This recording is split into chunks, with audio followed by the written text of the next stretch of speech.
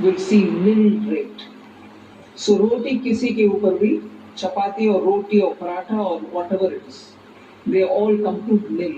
Common man items such as hair oil, toilet soap, soap bars, shampoos, toothbrushes, toothpaste, bicycles, tableware, kitchenware, and other household articles have all come to 5, whether they were in 18 or whether they were in 12.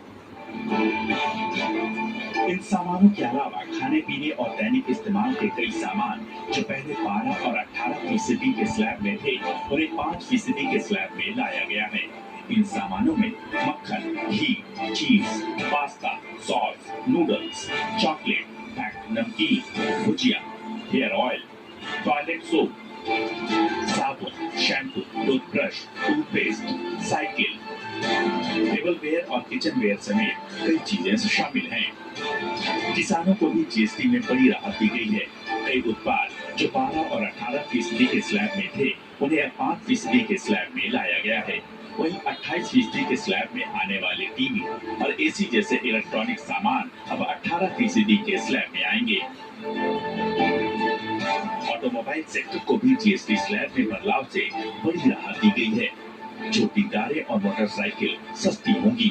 1200 CC तक की petrol और diesel hybrid car पर 18% GST लगेगा, जबकि 1500 CC तक diesel और diesel hybrid car 18% GST के दायरे में आएंगी। 350 सीसी तक की मोटरसाइकिल, 3 व्हीलर और माल ढोने वाले वाहनों पर 28% से घटाकर 18% जीएसटी लगेगा। सभी ऑटो पार्ट्स पर भी जीएसटी 18% होगा। कि छोटी कारें जो हैं वो 18 पे होंगी और बाकी सारी कारें जो हैं वो 40 पे होंगी। 1200 सीसी से ज्यादा पेट्रोल और 1500 सीसी से ज्यादा डीजल वाली सभी कारों पर 40% जीएसटी लगेगा। Super luxury items, added sugar पेय पदार्थ और तंबाकू उत्पादों के लिए इस 40% स्लैब को बनाया गया है। इनके अलावा रियल एस्टेट सेक्टर को भी जीएसटी टैक्स स्लैब में बदलाव का फायदा मिलेगा। घर सस्ते हो सकते हैं। सीमेंट जो निर्माण के लिए प्रमुख सामग्री है उस पर जीएसटी की दर पहले के 28% से घटाकर 18% कर दी गई है। 22 सितंबर से जीएसटी की नई दरें लागू हो जाएंगी और वित्त मंत्री निर्मला सीतारमण ने भरोसा जताया है कि इससे जीडीपी पर सकारात्मक प्रभाव पड़ेगा।